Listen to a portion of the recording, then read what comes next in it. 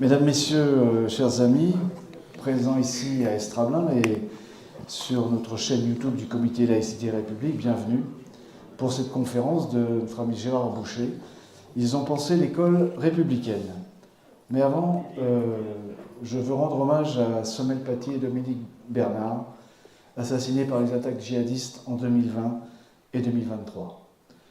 Leur sacrifice, leur assassinat pose la question: que se passe-t-il quand il n'y a pas la laïcité et la garantie d'une école émancipatrice, laïque et gratuite, qui doit rester un asile inviolable où les querelles des hommes ne pénètrent pas, comme le disait ou l'écrivait Jean Zay, ministre de l'Éducation nationale, sous le Front populaire en 1936 et assassiné en 1944 par la milice de Pétain. Quelques mots rapides sur le Comité Laïcité et République. Il a été créé en 1991 à la suite de l'affaire du voile de Creil en septembre 1989. Et nos actions, nos projets ont pour objectif, au niveau national comme local, de défendre et promouvoir le principe de laïcité, clé de voûte de l'édifice républicain, tant dans sa dimension philosophique qu'il ne faut jamais oublier, et juridique. Et sur le sujet que nous allons traiter ce soir, pour notre Comité Laïcité et République, tout enfant doit avoir le droit d'être instruit pour accéder à la maîtrise de soi et à la citoyenneté. L'école laïque doit être le lieu d'acquisition des savoirs, de l'émancipation, de l'apprentissage de la raison, de l'entraînement au doute et à l'esprit critique. L'école laïque liée à la République ne peut, pour nous, être soumise au droit et en droit et en fait, à aucune tutelle, aucune autorité ou influence particulière, qu'elle soit d'ordre politique, religieuse, idéologique, économique. Et avant de donner la parole à Denis Peillot, maire d'Estrablin, que nous remercions de nous accueillir ici, je vais reprendre les mots de Baruch Spinoza. Personne ne peut vous enlever votre liberté de penser. Vous pouvez être conseillé, éclairé par d'autres, mais ne laissez jamais, jamais quelqu'un penser pour vous. Denis, tu as la parole. Faut qu'on fasse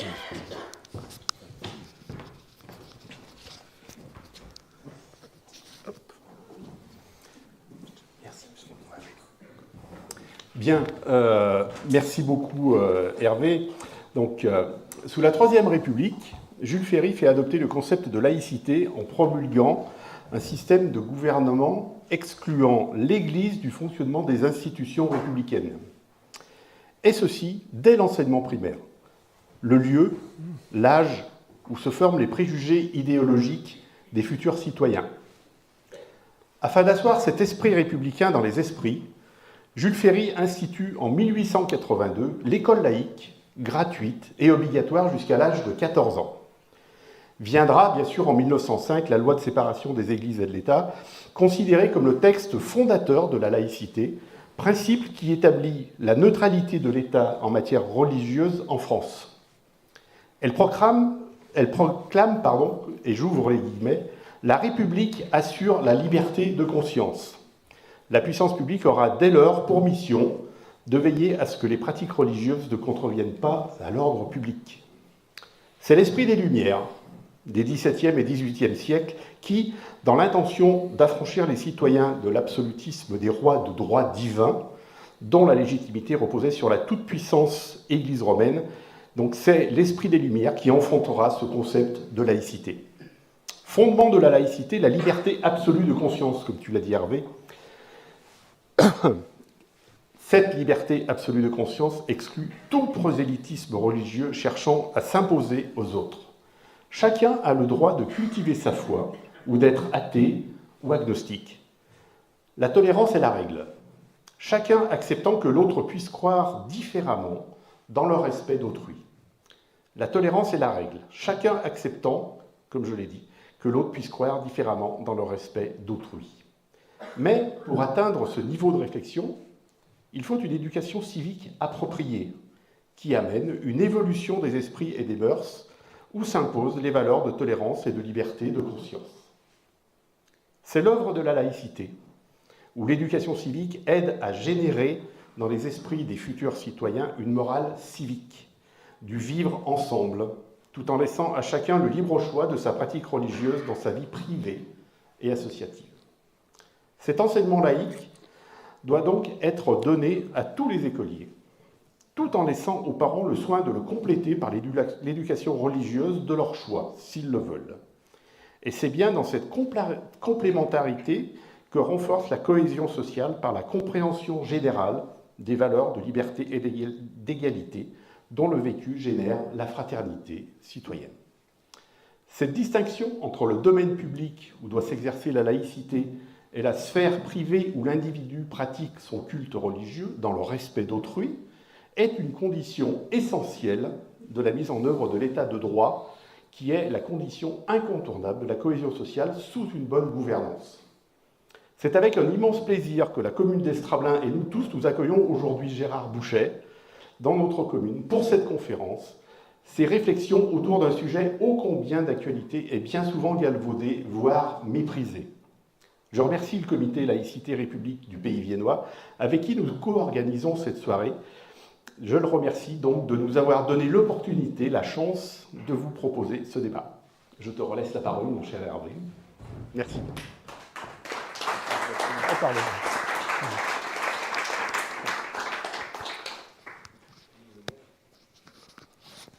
c'est parti.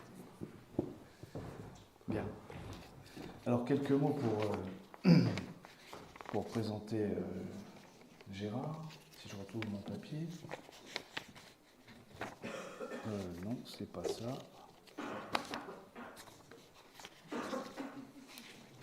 C'est pas possible. Bien, Gérard, je vais le faire en live.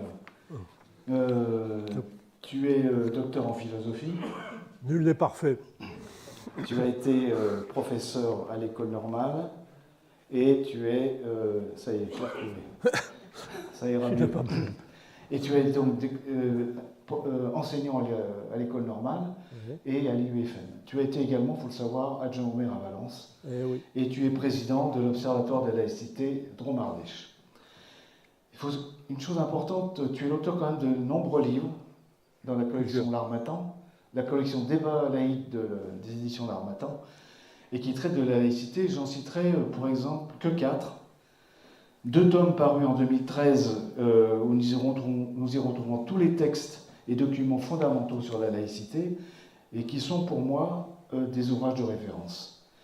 Il y a un livre intitulé La laïcité en question qui est paru en 2018, il est d'ailleurs là-bas, qui répond au quotidien sur des sujets qui traversent notre société.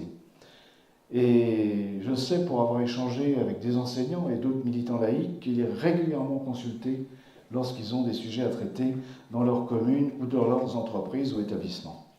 Et ton dernier livre, alors l'avant-dernier livre, c'est Laïcité, séparation ou régression, concordataire, qui est paru en 2020. Et ton dernier livre qui fait l'objet de ta présence aujourd'hui, c'est Ils ont pensé l'école républicaine, qui est paru en novembre 2022. Et quelques exemplaires sont disponibles, si vous le souhaitez, après notre conférence. Ce que nous constatons tous, c'est que l'école fait régulièrement, et trop souvent malheureusement, la une de l'actualité. Je ne prendrai pour exemple ce qui s'est passé à Tourcoing vis-à-vis d'une enseignante du lycée Sévigné. Les pressions sur le système éducatif sont multiples, et nombre croissant d'enseignants en s'autocensurent font l'objet d'agressions tant des élèves que des parents. Pour certains d'entre eux, la seule issue face à ce qu'ils vivent au quotidien est le renoncement, voire la démission, notamment dû à un manque de soutien de la hiérarchie et son silence face aux violences qu'ils subissent sous le prétexte du fameux « pas de vague ». À cela s'ajoute la suppression régulière du nombre de postes d'enseignants, dont la dernière annonce, si vous avez entendu ce matin, 4000 postes en maternelle et en élémentaire, dans le cadre du budget 2025. Manque de soutien également des politiques. Pour rappel, je citerai la mise de côté, pour ne pas dire l'enterrement, du premier rapport de Jean-Pierre Aubin, ancien inspecteur général de l'Éducation nationale en 2004, donc dossier qui a été enterré par le ministre de l'Éducation nationale de l'époque, François Fillon. L'école, comme outil de la construction de notre République, indivisible, laïque, démocratique et sociale, outil d'émancipation des élèves et de transmission des connaissances, peine, voire ne parvient pas aujourd'hui à aiguiser leur esprit critique et de les préparer à être des femmes et des hommes libres, éclairés, capables de faire la différence entre ce qu'ils croient et ce qu'ils savent, et de pouvoir s'exprimer librement dans le respect des opinions différentes et dans la confrontation des idées. Gérard, nous te remercions ce soir de nous éclairer sur ce qui constitue l'histoire de notre école républicaine, son projet, et comment nous en sommes arrivés là aujourd'hui. Gérard, tu as la parole. Merci.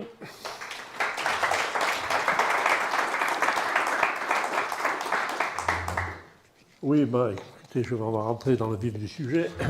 Le diaporama que je vais vous présenter, je l'ai intitulé « Restaurer l'école républicaine » parce qu'effectivement, aujourd'hui, notre école, l'école publique, est loin d'être l'école républicaine qu'avaient rêvé nos grands anciens. Deux mots avant. Notre société aujourd'hui connaît une crise de l'éducation en général et de l'école en particulier. Et cette crise, elle est multiforme. C'est une crise de l'autorité. Les enseignants ne font plus autorité dans leur classe. Ils sont contestés par les élèves, ils sont contestés par les parents. Le nombre d'enseignants qui se font tabasser par les parents croît d'année en année. C'est une crise de contenu. On ne sait plus très bien ce qu'il faut enseigner à l'école, parce que l'école est en rivalité avec les médias, les réseaux sociaux, le numérique. Les enfants d'âge scolaire s'informent plus souvent, dès la primaire d'ailleurs, sur les réseaux sociaux qu'à l'école. C'est une crise du recrutement. On ne trouve plus d'enseignants. Je vous rappelle que, simplement pour cette année, j'ai les chiffres sous les yeux, je les ai cherchés ce matin. En juillet, le ministère annonçait que 1350 postes mis en concours pour le premier degré n'étaient pas pourvus, faute de candidats récemment capables de le faire, et de candidats. 1575 postes dans le second degré n'étaient pas pourvus, faute de candidats au niveau, notamment en mathématiques. Et si on ajoute les postes non pourvus et les postes supprimés, on se dit qu'on est face à un véritable désastre. Et je vous rappelle que les postes supprimés, ce n'est pas de cette année, là aussi j'ai recherché les chiffres. Budget 2022, 2000 suppressions de postes, global, premier et second degré. Budget 2023, 1500 suppressions de postes. Budget 2024, 2500 suppressions de postes. Alors, Gabriel Attal en avait restauré quelques-uns pour essayer de faire passer son projet de réforme, ce qu'il appelait le choc des savoirs, à savoir les groupes de niveau, largement contestés par les enseignants. Et on pourra discuter de ça. Donc, budget 2025, Hervé vient de le dire, 4000 suppressions de postes, 3155 dans le premier degré, 3000 postes, 660 dans le second degré et 40 dans le privé. 3140. Je ne commente pas. Donc, je répète, l'éducation, l'école aujourd'hui, elle est en crise et on est bien loin de ce que nos prédécesseurs, le projet qu'ils portaient, est un projet qui est en panne. Alors, ce que je vais essayer de vous montrer, l'exposé que je vais essayer de vous faire, premier élément, j'ai essayé de rappeler ce que les grands, Jules Ferry, Jean Jaurès, Buisson, voulaient pour l'école publique. Quel constat est-ce qu'on fait aujourd'hui? Et je reviendrai sur les constats, sur les contenus et autre chose. Et puis, une réflexion sur comment est-ce qu'on est arrivé là? Comment est-ce qu'on a pu, alors que l'école publique, l'éducation est gratuite, laïque, obligatoire depuis 1882, nous sommes en 2024, on est obligé de constater que l'institution publique est quasi en friche. Et c'est probablement pas fait pour s'améliorer quand on voit qui est aujourd'hui aux manettes de l'éducation nationale avec notre nouveau gouvernement. Et puis, la discussion qu'on pourra mener, c'est, et maintenant, comme disait Lénine, que faire? Une fois qu'on a fait le constat, Que faire? Alors un rappel sur le projet républicain. D'abord, un petit retour en arrière. Jusqu'à la Révolution française, il existe des écoles. Il existe à peu près dans beaucoup de communes des écoles, mais elles sont toutes organisées autour d'un projet formé des chrétiens. Je cite ici ce texte de Charlemagne. Dans tous les monastères et les évêchés, enseignez les psaumes, les notes, le chant, la grammaire et corrigez soigneusement les livres religieux, car souvent, alors que certains désirent prier Dieu, ils y arrivent mal à cause de l'imperfection et des fautes des livres. Donc on dit que l'école a été inventée par Charlemagne, mais l'école inventée par Charlemagne, c'est une école au service de la religion. Enseigner les psaumes, corriger les livres pour apprendre à bien prier. L'objectif de l'éducation, c'est de faire un bon chrétien. Le synode de Vienne de 1702, hein, on est à côté. Nous défendons à toutes sortes de personnes de tenir des écoles dans aucune paroisse de notre diocèse sans notre permission ou celle du curé. Donc on sent bien qu'il y a une demande d'éducation qui apparaît au XVIIIe, mais l'Église veut contrôler cette opération et elle interdit la création d'écoles qui ne seraient pas sous son contrôle. Toujours le même objectif. L'objectif de l'éducation, c'est de faire un bon chrétien, de faire que le pécheur soit repenti. Je ne vais pas développer cette idée, on y reviendra si vous voulez. Alors qu'est-ce qui fait basculer les choses? Ce qui fait basculer les choses, c'est la Révolution française.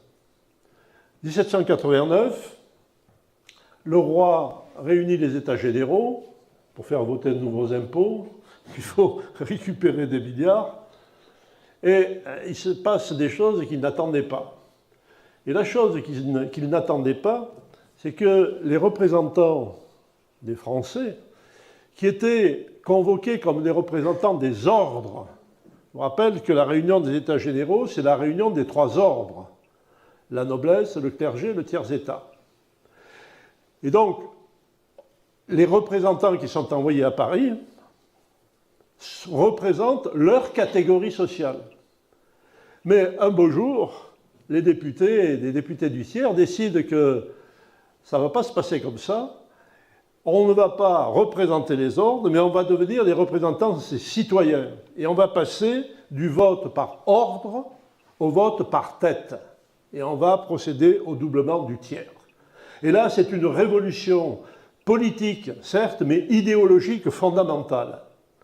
Les représentants ne sont plus des représentants d'une catégorie sociale, ils sont les représentants des citoyens. Et on passe de la notion de sujet à la notion de citoyen.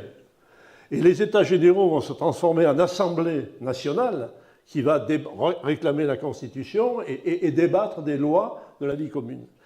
Et donc, on est vraiment dans une révolution culturelle. On est passé d'un État, 1788, chaque individu a des droits liés à son appartenance sociale. Il y a des droits pour le clergé, il y a des droits pour la noblesse, il y a des droits pour le tiers-état. Les droits ne sont pas communs à tous les citoyens, et on bascule, on invente la citoyenneté. Mesurer la révolution culturelle que ça représente, qui va entraîner la révolution politique. Mais il est bien évident, et alors il y a des débats là autour, et j'ai retenu cette situation, il y en a d'autres dans mon bouquin. L'instruction n'est plus ni une dette, ni un bienfait de la nation, c'est un besoin. L'éducation, c'est plus, on ne va plus parler d'éducation du futur chrétien, on va parler de l'éducation du citoyen, mais on n'est pas spontanément citoyen, on le devient. C'est pour ça que Gilbert Rome parle de besoin. Ce n'est pas un cadeau,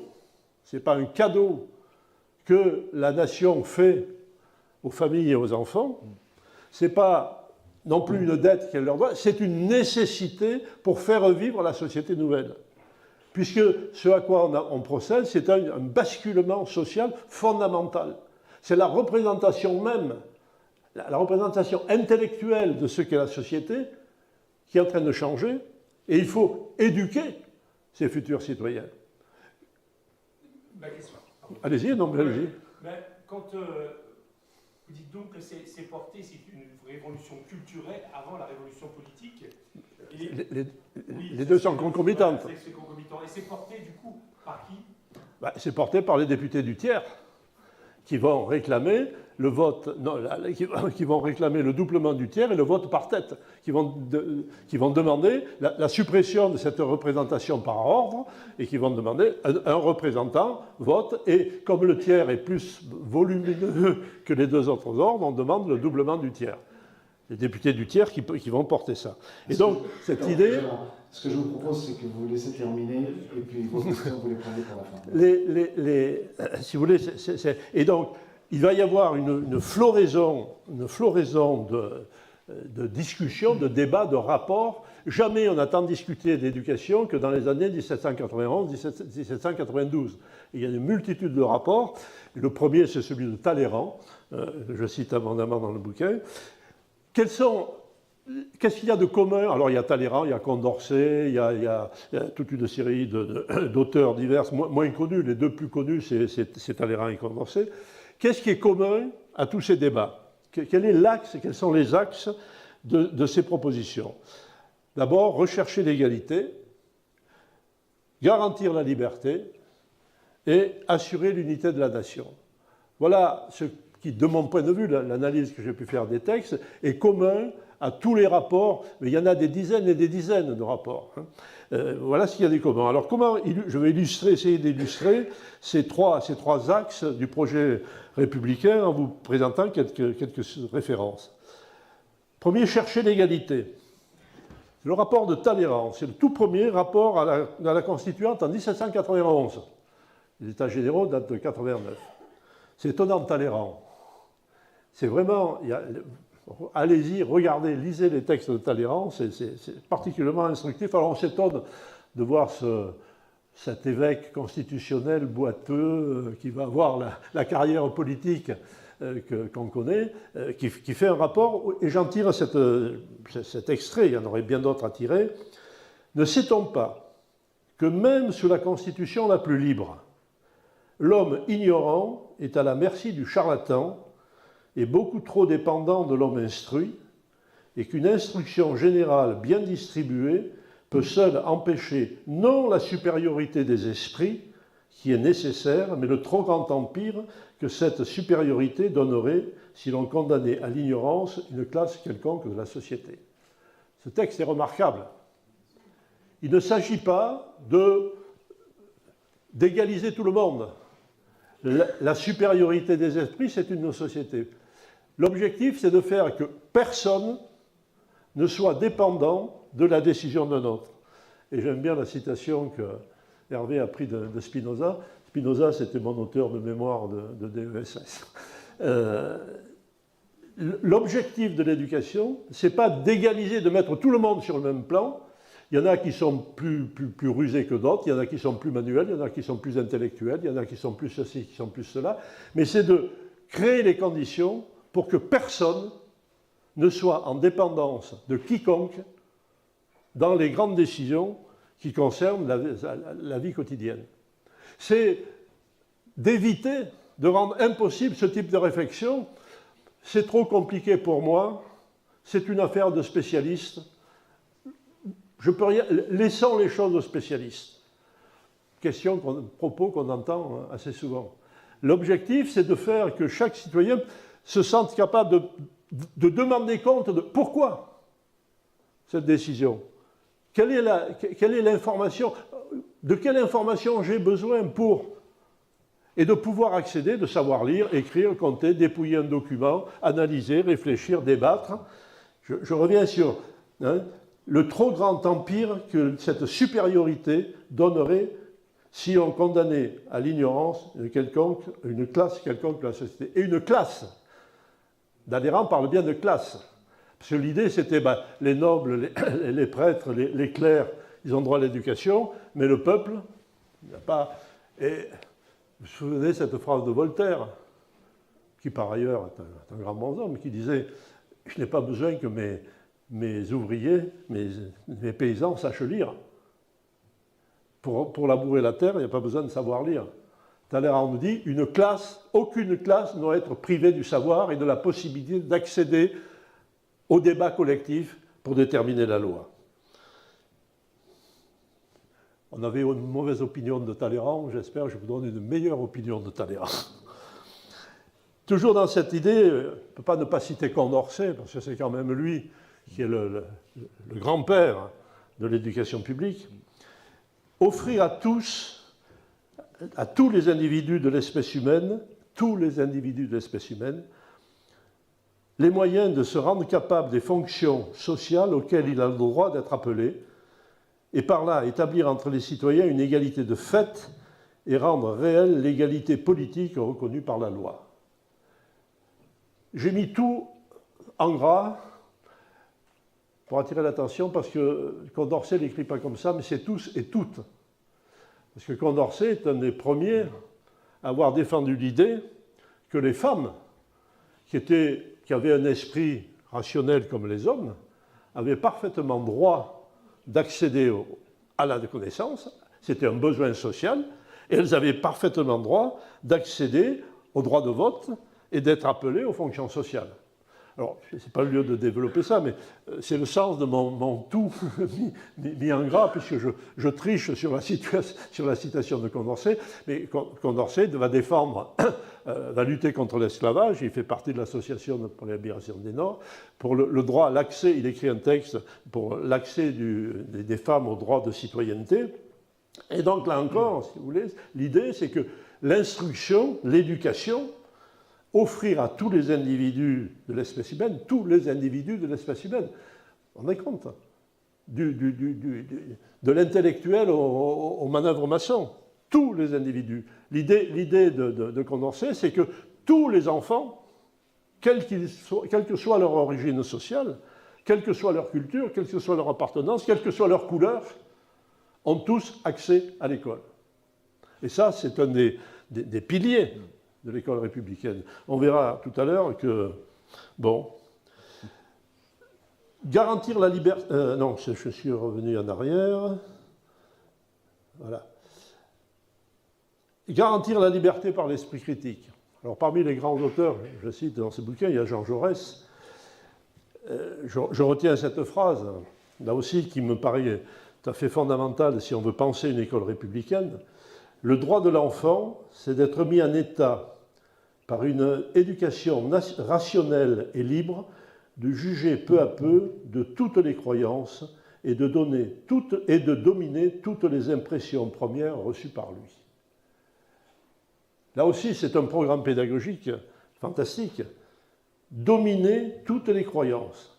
L'éducation rationnelle doit permettre de juger et de porter le regard critique sur tout ce qu'on croit, y compris les croyances qui sont les nôtres, les croyances religieuses, culturelles ou politiques qui sont les nôtres. Être capable de s'interroger sur soi-même, de s'interroger sur le sens de ce qu'on pense et de ce qu'on croit. C'est ce qu'on va appeler l'esprit critique, mais c'est plus loin que l'esprit critique. C'est la capacité de s'interroger sur soi-même, dominer toutes les croyances et toutes les impressions premières reçues par lui. Être capable de comprendre d'où nous vient telle croyance ou telle pratique, et d'être capable, et c'est en ça que Jaurès, par exemple, s'oppose à Jules Ferry. On en parle, c'est pas souvent. Jules Ferry, c'est le créateur de l'école. Très bien, parfait. Mais Jules Ferry, il n'avait pas tout à fait la même approche que Jean Jaurès. Il disait, par exemple, aux enseignants, vous êtes les auxiliaires des familles. Jaurès dit non. Les enseignants ne sont pas les auxiliaires des familles. Ils ne sont pas là pour remplacer le père de famille pendant un certain temps. Ils sont là, ils sont au service de l'enfant. Ils sont au service de la constitution d'un être rationnel. Ils sont chargés de transmettre à une personne les outils de la raison qui lui permettront éventuellement de prendre du recul critique par rapport à la culture familiale. Et il y a des débats entre Jaurès et Ferry qui sont sanglants. Parce que Ferry, d'une certaine manière, c'est un bourgeois progressiste, mais c'est un bourgeois. Et il a cette phrase, je le cite souvent, vous savez, il y avait l'école primaire, en 81-82, il crée l'école primaire, l'éducation. Alors, ce n'est pas l'école qui est obligatoire, c'est l'éducation, l'école primaire. Et puis, on crée le primaire supérieur. Le primaire supérieur, c'est pour les meilleurs du primaire, qui vont aller à l'école supérieure, prendre le brevet supérieur, et c'est destiné à être les futurs fonctionnaires, les employés des postes, les gendarmes, etc. Et Ferry a cette phrase, il dit « Le primaire, même supérieur, doit rester primaire. » Parce qu'à côté, il y a le lycée. Il y a le lycée pour les enfants de bourgeois, etc. Et donc, Ferry n'y touche pas à ça. Donc, effectivement, il crée l'éducation obligatoire pour tous, et il doit être honoré pour ça, mais il ne faut pas le déifier, parce qu'en même temps, il crée l'éducation pour tous, mais pas la même éducation pour tous. Le primaire, même supérieur, doit rester primaire. Donc Jaurès va beaucoup plus loin, et je pense qu'il faut relire Jaurès. Vous savez, Jaurès a beaucoup écrit sur l'éducation. Quand on parle de Jaurès, en général, c'est le Jaurès défenseur de la paix, etc. Jaurès a pendant des années publié tous les 15 jours un article dans la revue de l'éducation. Il a été adjoint au maire de Toulouse, il était adjoint à l'éducation. Il a été prof dans une école normale de jeunes filles à Albi. Donc Jaurès, ce n'est pas que le Jaurès créateur du socialisme français. Il y a vraiment un patrimoine pédagogique de Jaurès qui est extrêmement important et à regarder de près quand on veut penser ce qu'est l'école républicaine, ce que serait l'école républicaine. Attendez, je reviens un instant. Voilà. Le troisième volet, donc, c'était égalité, liberté par la connaissance et unité de la nation. Et là, je cite Edgar Quinet, qui est aussi souvent méconnu, Edgar Quinet. Et pourtant, il est important, Edgar Quinet. Jules Ferry disait, agitant le livre d'Edgar Quinet qui s'appelle L'école du peuple, paru en 1848, Jules Ferry disait c'est ma Bible. 1848, c'est un peu avant 1850. 1850, il y a la fameuse loi Fallou, qui est une loi la plus réactionnaire qu'on ait connue sur l'éducation. Ça ne revient pas, c'est tout sauf républicain. Et Edgar Quinet écrit ceci à propos de l'école du peuple. Le maître, il faut éduquer l'enfant. Donc éduquer l'enfant, c'est le faire naître à la vie sociale, au milieu de tout ce qui parle d'union entre les hommes, c'est-à-dire au milieu des principes communs à toutes les sociétés. Il ne connaîtrait les différences qui séparent les hommes qu'après avoir connu les ressemblances qui les rapprochent. Il en tire une conclusion, c'est que qu'est-ce qui différencie les hommes dans la société? C'est souvent leur religion. Il y a les catholiques, il y a les protestants, il y a les athées, il y a les juifs, il y a les musulmans. Eh bien, il faut que tout ça, ça soit évacué de l'éducation première. Ça existe, on ne peut pas nier la réalité de ces appartenances, mais le rôle de l'école, c'est de travailler sur ce qui est commun à tout ça. Et donc, les différences liées soit aux appartenances sociales, soit aux appartenances religieuses, doivent être à l'extérieur de l'école. Ce sont des différences qui existent, il ne s'agit pas de les nier, il ne s'agit pas de les détruire, mais il s'agit de permettre à chacun de les maîtriser, de les comprendre. Je reviens à ce qu'il disait tout à l'heure, je suis chrétien, je suis catholique, je suis ceci, je suis cela. Pourquoi, comment, quelle est la légitimité? Permettre à chaque sujet de ne pas subir l'influence, la pression de son milieu d'origine ou de sa culture familiale. Et donc, à l'école, on doit travailler sur ce qui est commun et non pas sur ce qui est particulier. Et on va voir que ça pose un problème, parce que quand aujourd'hui on nous dit qu'il faut partir des besoins et des réalités des enfants et de leur particularisme, on valorise énormément le particularisme dans les projets d'établissement, je vais y revenir tout à l'heure. Assurer l'unité de la nation, l'instituteur a un dogme plus universel que le prêtre, car il parle tout ensemble aux catholiques, aux protestants, aux juifs, et il les fait rentrer dans la même communauté civile. Faire comprendre. l'instituteur, il parle de l'universel. L'objet de l'école publique, c'est ce qui est universel, ce n'est pas ce qui est particulier. Ce qui est particulier, c'est du domaine des familles, c'est de l'éducation complémentaire qu'on peut recevoir à côté. On n'en nie pas la légitimité, mais c'est pas l'État ne va pas se charger de diffuser ces particularismes. Le rôle de l'État, c'est de faire une école dans laquelle on valorise ce qui est commun. Et c'est ça qui va permettre de réaliser l'unité de la nation dans la différence. La laïcité, c'est quoi? On l'a dit tout à l'heure. C'est la capacité, alors que la France est diverse, que la société est diverse, diverse culturellement, socialement, économiquement, idéologiquement, la laïcité, c'est ce qui va permettre de vivre ensemble en vivant chacun son identité, mais en étant capable de suspendre par moments ses appartenances pour vivre sur des règles communes qu'on aura débattues en commun. La laïcité, ce n'est pas autre chose, c'est de rendre possible l'harmonisation du particulier et du général. La laïcité ne nie pas le droit au particularisme, il nie le droit du particularisme de s'imposer ou de tenter de s'imposer à tous. Et donc, c'est quelque chose c'est une des conditions de l'unité. Et donc, à l'école, on va travailler sur ça. Edgar Quinet le développe abondamment dans son livre « L'école du peuple ». Je vais m'arrêter là et je le redévelopperai, si vous voulez, dans la discussion. Voilà, en gros, Talleyrand, Condorcet, Edgar Quinet, j'ajouterai Alain, le philosophe Alain, comme beaucoup écrit, tout le monde connaît ses propos sur l'éducation. Voilà, à mon sens, ce qui est commun et comment on peut décrire le projet républicain. Valoriser l'universel, rendre possible la cohabitation des différences dans l'harmonie, parce qu'on choisit, on devient capable d'agir non pas en fonction de ses désirs propres, mais en fonction de la réflexion qu'on peut conduire sur ce qu'est l'intérêt commun, le bien commun. Voilà l'objectif de l'école publique qui s'adresse à tous. Alors, quel constat? Ça fait combien que c'est bon. Ça va, je tiens là. Quel constat est-ce qu'on peut faire aujourd'hui? Alors, on va faire des constats qui sont un peu... La libération par le savoir, qui est l'objectif de l'école. Donner à tous les moyens de comprendre.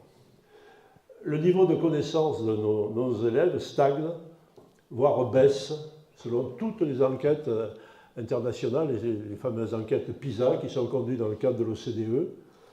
Alors je vous donne des chiffres pour illustrer ça. Sur l'ensemble des...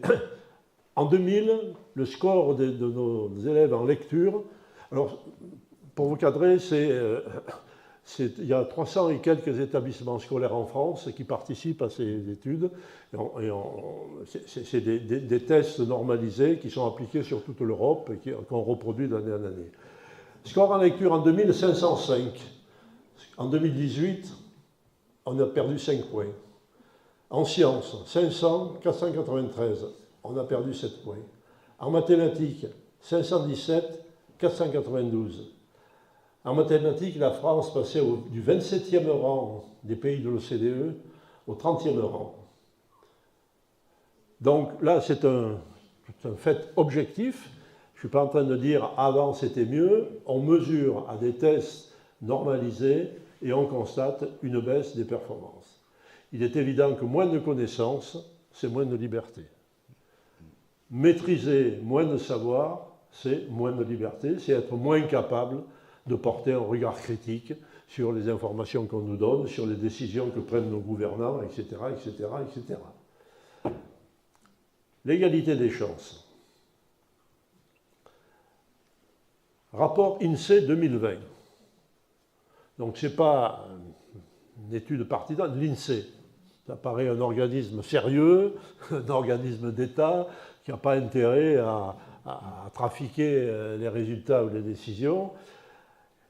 Dans ce texte de l'INSEE 2020, il y a une phrase terrible. à l'âge de 15 ans, la France compte parmi les pays européens où les inégalités sociales des résultats scolaires sont les plus fortes. Les pays européens où les inégalités sociales sont les plus fortes.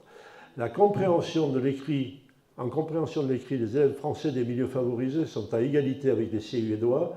Les élèves des milieux défavorisés sont inférieurs de 28 points. Et on va l'illustrer par, alors c'est un chiffre qui date de 2015, mais ça s'est plutôt aggravé. Une dictée est proposée à plusieurs cohortes d'élèves de CM2, donc juste avant d'entrer en 6e. Et on regarde les performances. Les enfants de parents sans emploi font 21 erreurs. Les enfants de parents d'ouvriers non chômeurs font 19 erreurs. Et les enfants de cadres font 10 erreurs. 21 erreurs pour les uns, 10 erreurs pour les autres. C'est un constat, là aussi, un constat objectif. C'est la même dictée proposée aux enfants et on analyse en fonction de...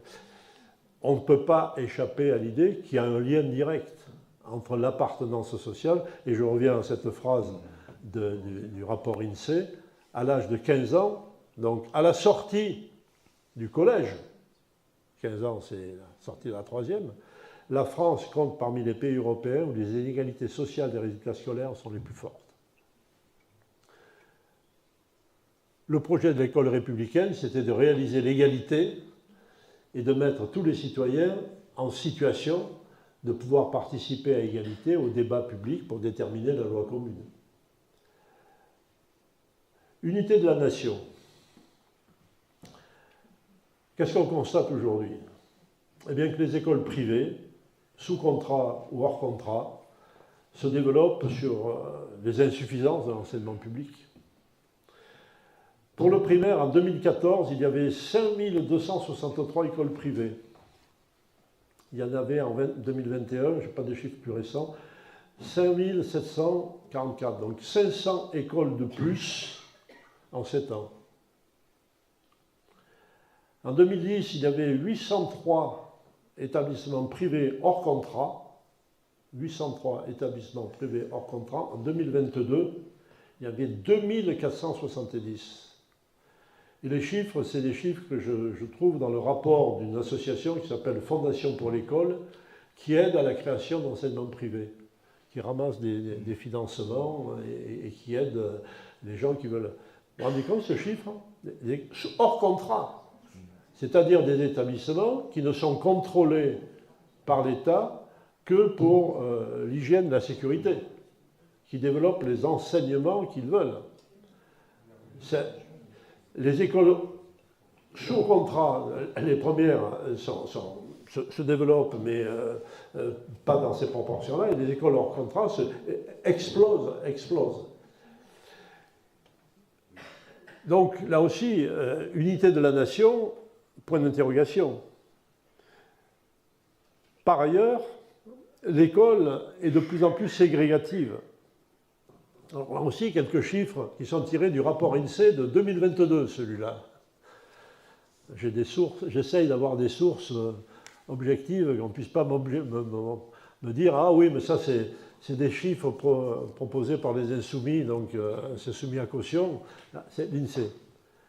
En 2000, 41,5% des effectifs du privé appartenaient à une catégorie sociale favorisée. C'est-à-dire moins de la moitié du public du privé était du public des catégories sociales, INSEE, etc. En 2021, c'est 54,5%. C'est plus de la moitié. Une progression, vous voyez, de 13%, 14% en 20 ans. Le public même du privé change et se ségrègue. Ce qui avait fait dire à notre ancien ministre de l'Éducation nationale, Mpaille, il y avait eu un rapport là-dessus sur le caractère ségrégatif de l'école, qu'il fallait exiger de l'enseignement privé de participer à la mixité sociale beaucoup plus qu'il n'y participait. En fait, l'enseignement privé qui se réclame de la mixité sociale aggrave la ségrégation. En 2000, les effectifs du privé, donc, qui appartenaient à des catégories sociales défavorisées, étaient de 24,8%. En 2021, plus que 15,8%. Donc on est en face d'une situation éducative en France où il y a deux écoles. Il y a l'école privée qui est de plus en plus élitiste et l'école publique qui est de plus en plus confrontée à des difficultés, celles que j'ai évoquées en introduction, difficultés de recrutement, difficultés de contenu, difficultés de... Et donc, effectivement, le fonctionnement du service public se dégrade. On va nous supprimer 4000 postes, 3100 sites. Les gamins sont là, dans les classes. Qu'est-ce qu'on va faire? On recrute des vacataires. Et ces vacataires, ils sont recrutés après 3 jours, un entretien avec l'inspecteur d'académie. Ils viennent faire un peu la classe, et puis après, ils prennent la trouille, ils foutent le camp.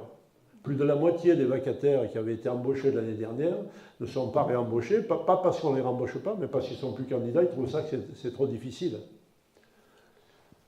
Et donc, compte tenu des conditions de travail des enseignants, le nombre de démissions est tout à fait spectaculaire. On connaît, Hervé et moi, à la promotion qui est sortie l'année dernière de l'école normale de Montpellier, où ils sont 25, une trentaine, il y en a 3 qui à ce jour ont démissionné.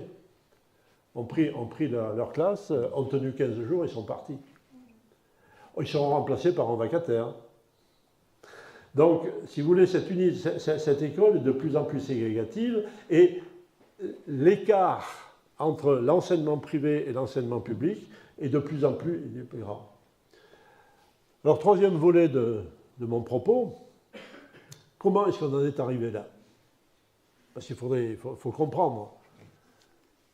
On a 100 et quelques années, 140 années, bientôt 150 années d'école publique. Le budget de l'éducation nationale, vous avez une idée de ce qu'il est? 63 milliards.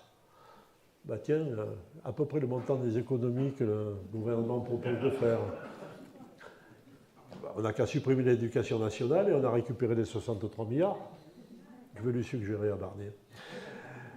Comment est-ce qu'on en est arrivé là? Alors là, jusqu'à présent, ce sont des faits objectifs que je vous ai donnés, des chiffres que j'ai relevés dans des rapports. À partir de maintenant, c'est Gérard Boucher qui parle, des interprétations que je peux faire de la situation. Une des premières causes qui me paraît expliquer ce marasme, c'est le manque de continuité dans les politiques éducatives. En matière d'éducation, ce que j'ai écrit là, les effets d'une réforme se font connaître sur le long terme.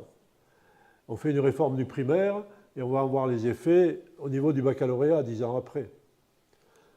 Ça suppose que quand on fait une réforme, quand on engage une réforme, on mette l'appareil nécessaire pour observer ce qui se passe, évaluer, pouvoir éventuellement changer, etc.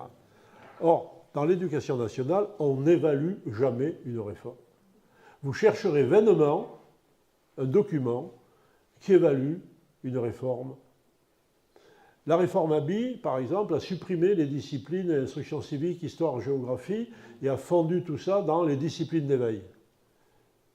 Qui peut exhiber un document tirant les conclusions sur les effets de ce changement? Et donc, moi j'interprète par exemple ce changement, je vais y revenir, comme une des causes du marasme actuel. On a abandonné la notion disciplinaire pour parler non pas, pour plus parler de connaissance, mais parler d'éveil. Vous voyez la différence? On n'est plus à l'école pour apprendre des contenus qui vont nous permettre de réfléchir et de raisonner, mais pour s'éveiller. Hein? Et donc, les réformes du système éducatif s'empilent et se contredisent sans réelle continuité. Et on vient de vivre une période où c'est la caricature. 5 ministres en 2 ans. 5 ministres en 2 ans. Le ministre Attal qui lance une réforme sur les groupes de niveau, exit. Alors, est-ce que ça va se mettre en place? Est-ce que ça ne va pas se mettre en place? Comment les enseignants... Donc, les enseignants sont perdus là-dedans. On leur propose des réformes dont on ne leur dit jamais quels sont les résultats effectifs. Donc, on travaille toujours à l'impression. Et finalement, chacun est dans sa classe, fait ce qu'il veut, ce qu'il peut surtout. quand on est confronté à des demandes des familles qui sont parfois contradictoires d'ailleurs. Hein. Les pères de famille qui viennent regarder les bouquins utilisés, qui veulent intervenir, etc. Donc, première idée, ce manque de continuité dans les politiques, alors que s'il y a bien un domaine qui demanderait de la continuité, c'est l'éducation. Parce qu'en effet, je me répète, mais c'est fondamental, l'effet d'une pratique éducative se connaît des années après. La façon dont on a éduqué les enfants à la discipline, au respect de leur autorité en primaire, on les retrouve quand ils sont adolescents. Donc selon ce qu'on fait à l'école primaire, on ne va pas donner les mêmes cohortes d'élèves. Et ça, on ne le fait jamais. Deuxième cause, à mon sens, de dérapage, c'est ce que j'appelle le doute sur les finalités. Je pose la question de façon brutale, comme ça. Est-ce que l'école est faite pour former le citoyen de demain ou pour l'adapter à l'ordre actuel des choses? Eh bien oui, vous notez. L'école de la République, elle était faite pour former le citoyen. C'est pour ça que je suis revenu, je rappelle, l'origine révolutionnaire. On passe du sujet au citoyen, on donne les outils de la connaissance, les outils pour raisonner, réfléchir, débattre. Aujourd'hui, on a l'impression que l'objectif, c'est d'adapter les enfants à l'école, d'adapter les enfants à la société. On fait des journées pour éducation du consommateur. Éducation à la publicité, on multiplie les journées. Il n'y a plus de contenu disciplinaire. Il y a des intentions éducatives plus ou moins bien définies. Et j'ai évoqué tout à l'heure la réforme Abi. La réforme Abi, celle qui supprime donc l'instruction civique, par exemple, qui la supprime purement et simplement.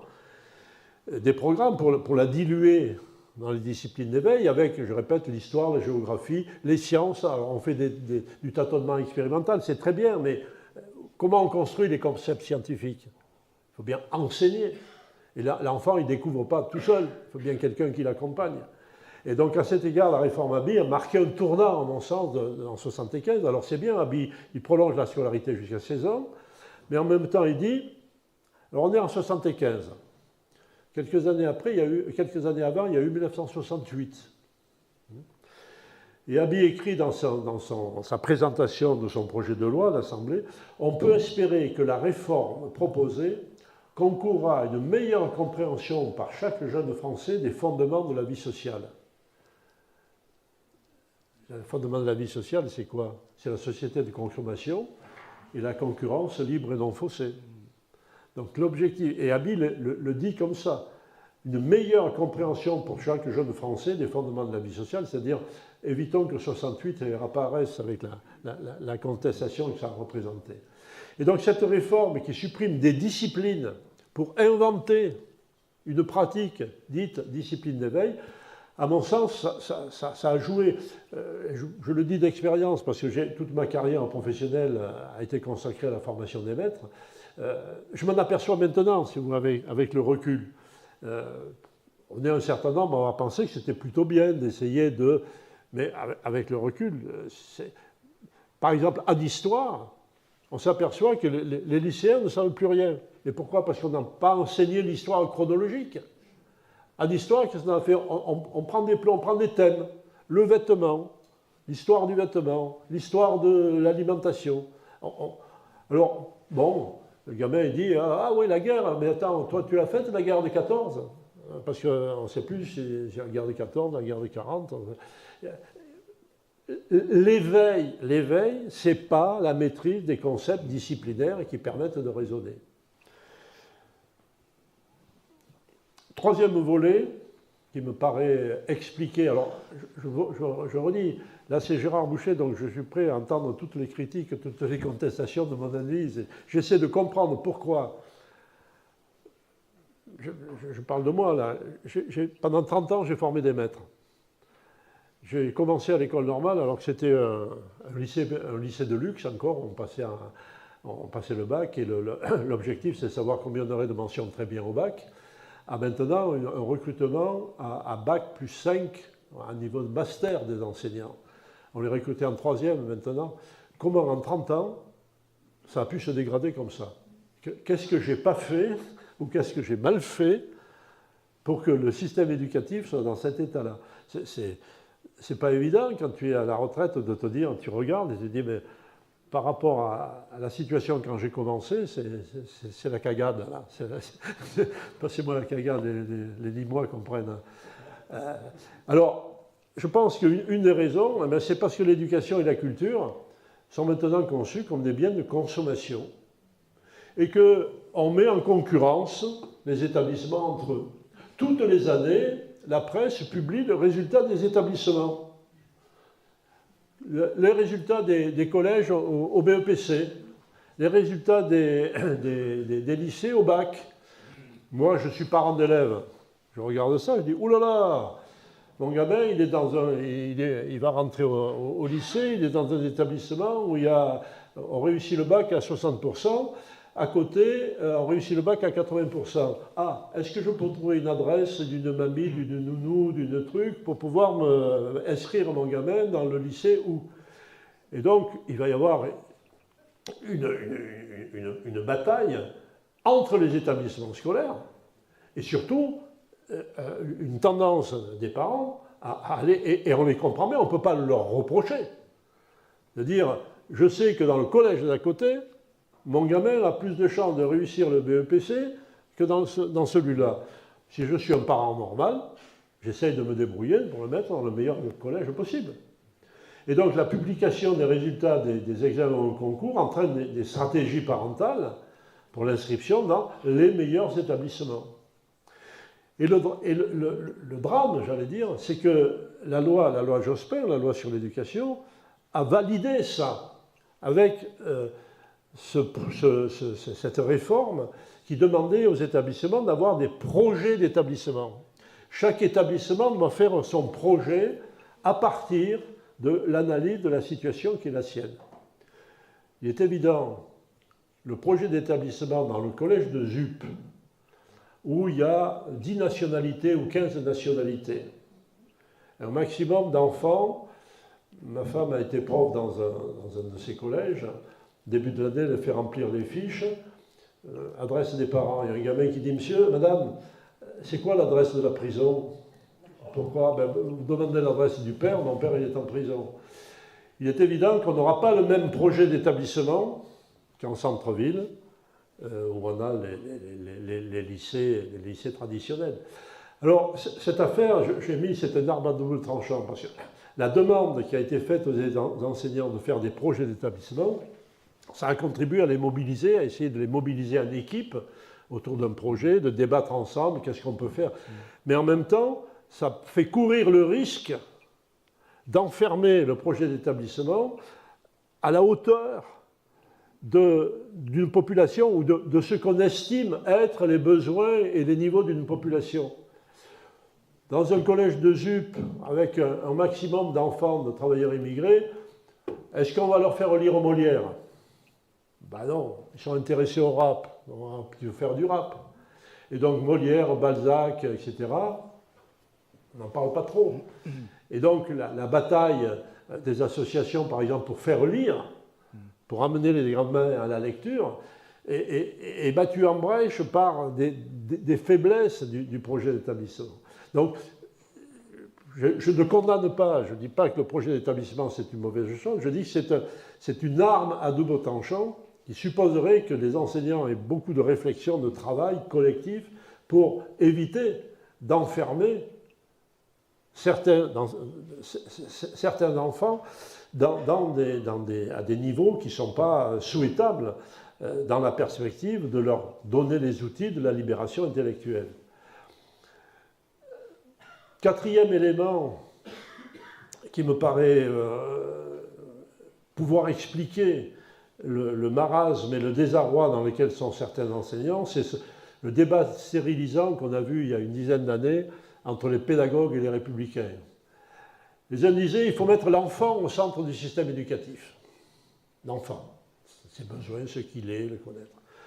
D'autres disaient non, il faut mettre l'élève au centre du système éducatif. Parce qu'un enfant, ce n'est pas un élève. L'enfant, il est éduqué par ses parents, et l'élève, il est éduqué par l'instituteur. Et le rapport des deux à l'enfant et à la connaissance ne sont pas les mêmes.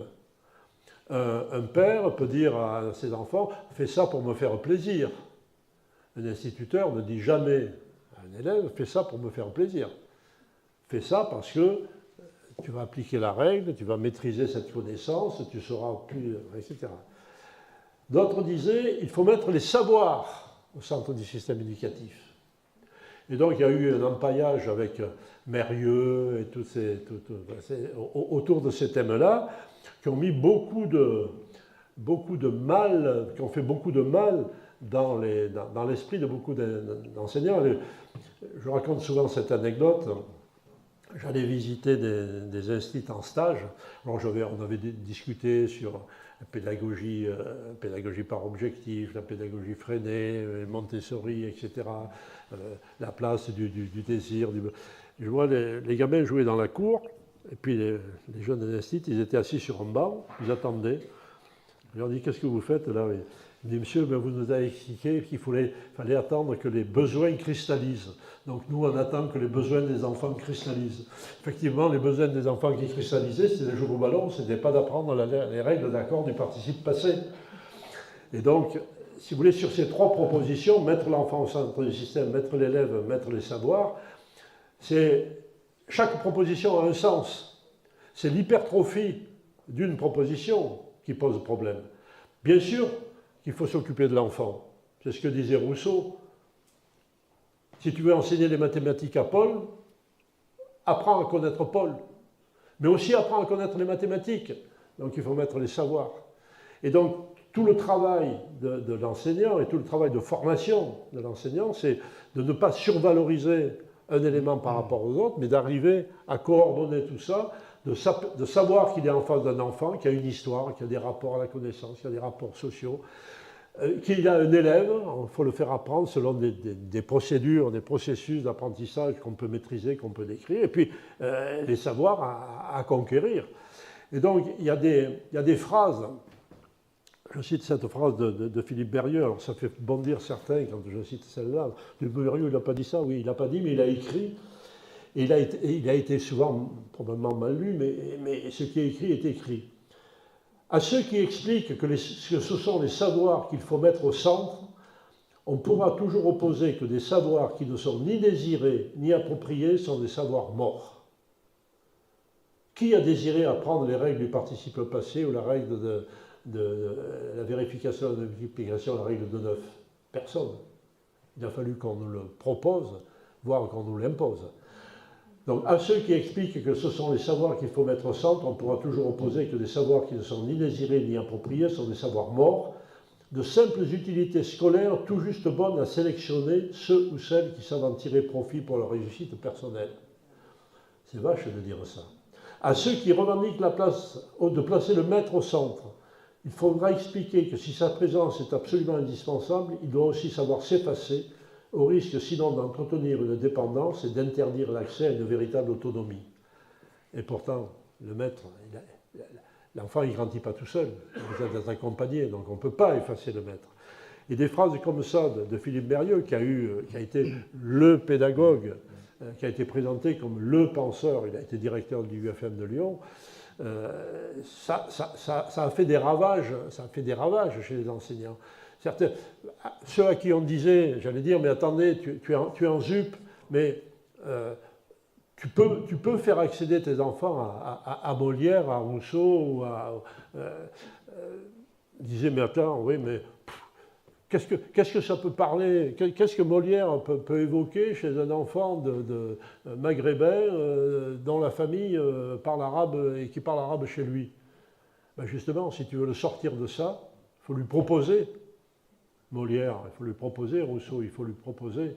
Et donc, si vous voulez, ce débat pédagogique entre mettre l'enfant au centre du système ou mettre le savoir, je le dis d'expérience, bon nombre de maîtres sont perdus dans tout ça. Parce que tout est vrai. Tout est vrai. Le problème, c'est de faire un travail pour trouver pour donner à chaque élément de ce qui constitue le métier de l'instituteur, s'adresser à un enfant, mais qui est à ce moment où je l'ai en face de moi, il est transformé en élève, c'est plus un enfant, c'est un élève. Et je dois lui permettre d'accéder, je dois lui mettre à sa disposition des connaissances pour qu'il grandisse et qu'il devienne autonome et qu'il s'émancipe des pressions qu'il peut subir dans son environnement. Voilà, je vais m'arrêter là sur les causes. Manque de continuité, ambiguïté du débat,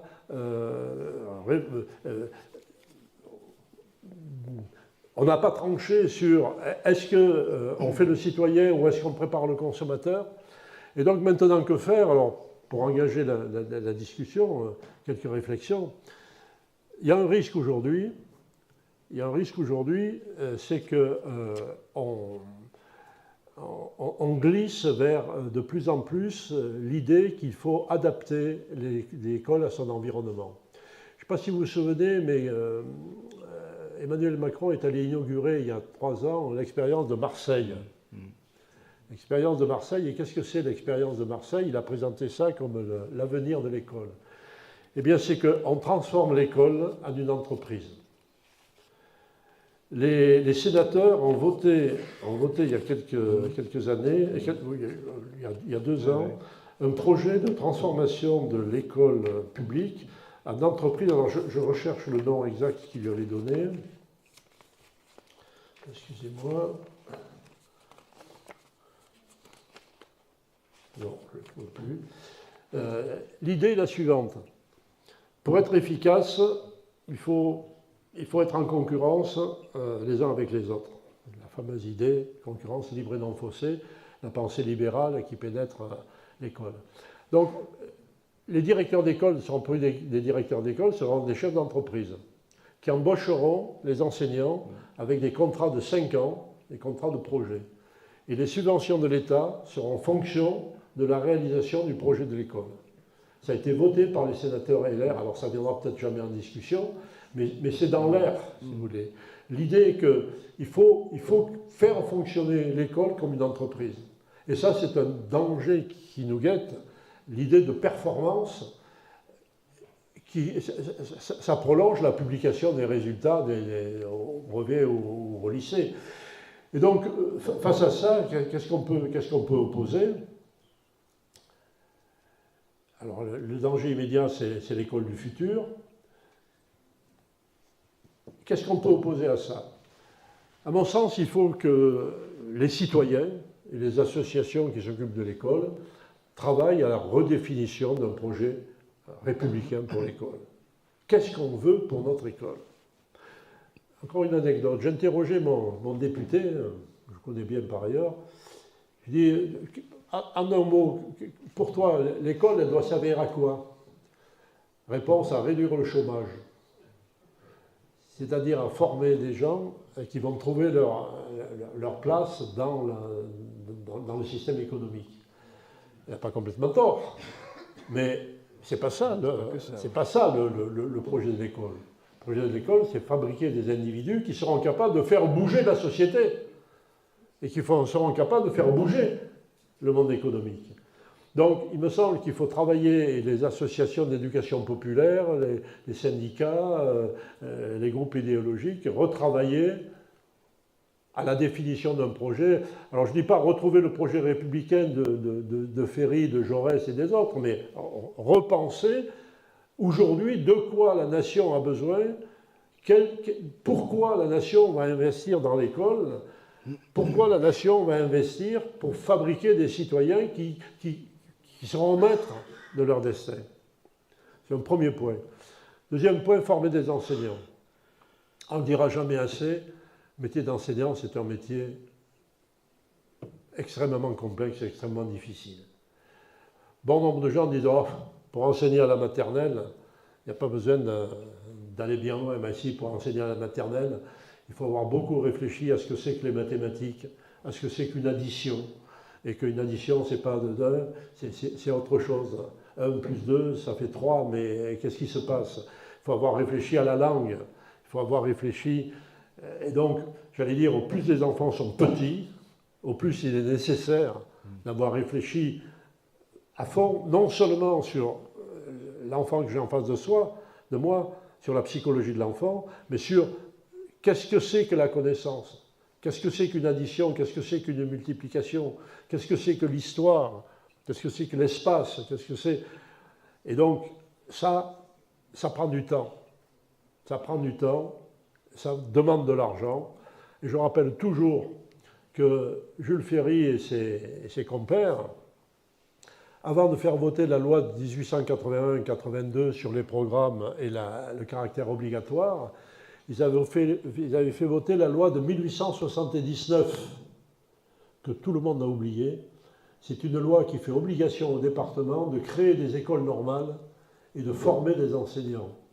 1879. Pendant 2 ans, on va former des enseignants, et c'est 2 ans après qu'on décrète que l'enseignement sera obligatoire. Alors évidemment, le décalage reste, on n'a jamais formé assez d'enseignants pour encadrer les écoles, mais je reviens à cette idée, les Républicains avaient pensé qu'il fallait former des enseignants avant de déclarer l'école laïque. Et donc, cette question de la formation des enseignants, c'est quelque chose, à mon sens, je le survalorise peut-être parce que ça a été toute ma vie professionnelle, mais je suis intimement persuadé qu'on a besoin d'enseignants, des gens qui réfléchissent à ce qu'il y ait un projet pédagogique, pas seulement d'enseigner les mathématiques, de transmettre les mathématiques, mais un projet qui pense quelle est la place de l'enfant dans la société, pour quelle société on le prépare, qui le mette en situation de maîtriser sa situation. Il faut en parallèle investir dans l'éducation populaire, parce qu'on n'apprend pas tout à l'école. Et je répète, Condorcet, dans ses rapports, il y a les cinq fameux rapports, il y en a un qui concerne absolument l'enseignement chez les adultes. Parce qu'à l'école, on apprend les bases, mais les connaissances évoluent, et donc il faut se mettre à jour. Et donc l'éducation populaire, c'est quelque chose qui est absolument nécessaire et qu'il faut développer. Et puis, donc, redonner du sens à la notion de laïcité. Aujourd'hui, on s'aperçoit que cette notion de la laïcité, dans l'école, elle est mal conçue, mal perçue, mal vue, mal comprise par les enseignants et par les élèves. Et quand on interroge les lycéens, ils disent tous la laïcité, mais c'est liberticide. La laïcité, c'est fait pour nous empêcher de nous habiller comme on veut. C'est pas ça. Et donc, il faut former des enseignants à cette idée, et je reviens à Edgar Quinet, à l'école, on va donner ce qui est universel. Et donc, il faut que l'enseignant lui-même sorte de sa propre identité, s'interroge sur ses propres convictions, sur ses propres déterminismes, pour pouvoir se préparer. Voilà des pistes, elles valent ce qu'elles valent. C'est du travail à long terme, mais je crois que si on ne n'attelle pas à ça, on va au-devant d'une catastrophe annoncée. Et je ne voudrais pas être un oiseau de mauvais augure, mais quand je vois quels sont aujourd'hui les pédigrés de nos ministres qui sont chargés du système éducatif, ça fait trembler. Ça fait trembler. Le ministre de l'Enseignement supérieur est un anti-vax réputé. Je ne me trompe pas. La ministre de l'Éducation nationale, sa seule chose qu'elle ait fait dans l'éducation, c'est d'apprendre à des expatriés à Singapour comment ils devaient traiter leurs femmes de ménage. Et le ministre chargé de la réussite scolaire, c'est un pur produit de l'enseignement privé, lycée privé, Institut catholique de Paris. Et quand il y a eu un rapport parlementaire il y a 2 ans, 2022, qui montre que l'enseignement privé est bien mieux traité que l'enseignement public, a fait une tribune dans le journal du dimanche, expliquant que heureusement qu'il y avait l'enseignement privé, ça libérait l'éducation nationale de 25% de ses élèves, et c'était très bien, et qu'il fallait développer l'enseignement privé. Il est ministre délégué aujourd'hui. Bon, je termine sur une note un peu pessimiste et un peu politique, mais c'est pour mesurer qu'on est en face d'un sacré chantier, d'un difficile chantier. Merci de votre attention.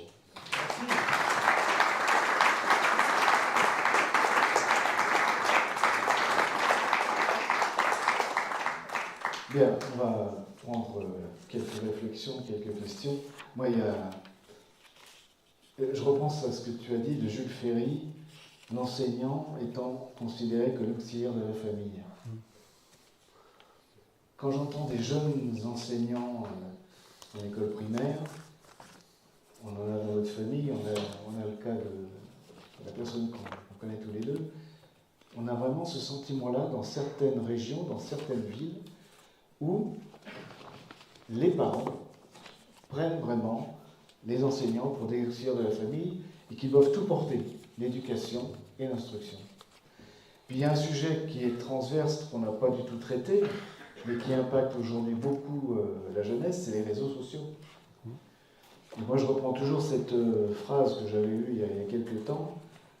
Le mensonge fait le tour du monde alors que la vérité n'a pas encore lacé ses chaussures. Et ça fait aussi des ravages énormes aujourd'hui dans la jeunesse, et la jeunesse dès quasiment au primaire. Combien de fois, moi, je vois à Valence, par exemple, des enfants qui ont 10, 12, 13 ans, qui sont avec leur tablette, leur smartphone dans la rue, et à les regarder plus que ce qu'ils regardent devant eux. Voilà. Je m'en tiens là, sinon on va continuer longtemps, et je viens avec vous, je viens avec lui.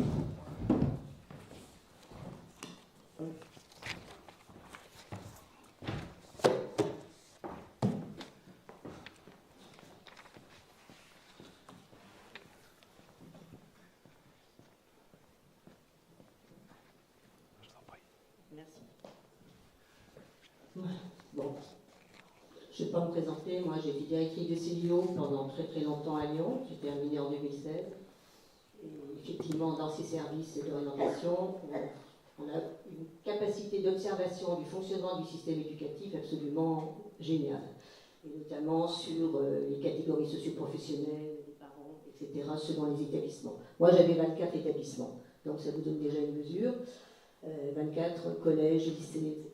Plus on devrait conseiller en enseignement supérieur. Alors, ce que je peux dire quand même, ce qui m'apparaît, moi, au cours de toute ma traversée dans le système éducatif, et aussi de mon passé d'élève, j'ai 72 ans, c'est que je venais d'une famille où mon père était ouvrier, qualifié, ça ne m'a pas empêché de faire des études et de devenir psychologue, etc. C'est que l'école que moi j'ai connue quand j'étais enfant était très exigeante. Voilà, j'étais dans une école de petit lycée, école primaire de petit lycée, et où mes parents m'avaient mis, laïque, et les exigences étaient très fortes. Pareil au collège et au lycée. Et je n'ai fait que voir au fil du temps, au fur de mes années dans le système éducatif, une baisse des exigences par rapport au savoir dispensé. Alors, il faut quand même savoir que les enseignants du second degré, notamment en lettres, par exemple, moi j'ai fait des études de lettres aussi parallèlement, j'ai une licence de lettres en plus, la grammaire était très très mal vue. On ne fait plus de grammaire, parce que la grammaire c'est chiant, vous voyez, c'est pas bon pour les enfants, parce que ça ne les intéresse pas. Donc on ne leur apprend plus la grammaire. La grammaire est une des conditions quand même essentielles pour arriver à comprendre l'analyse de texte. Par exemple, en langue étrangère, c'est de la langue de conversation. Bien entendu, l'anglais littéraire ou l'espagnol littéraire, c'est pas bon non plus, parce que c'est pas bon pour le marché en fait. C'est pas bon pour former effectivement des futurs consommateurs ou des gens qui vont travailler dans le commerce. C'est tout comme ça. C'est-à-dire que petit à petit, on a évacué du champ des savoirs tout ce qui permettait de structurer la pensée des enfants. Et donc forcément que le niveau a baissé, mais aussi le niveau des enseignants a baissé, parce que les enseignants sont les élèves qui ont participé à ces écoles, enfin, qui ont été éduqués dans ces écoles. Donc le niveau, effectivement, n'est pas bon.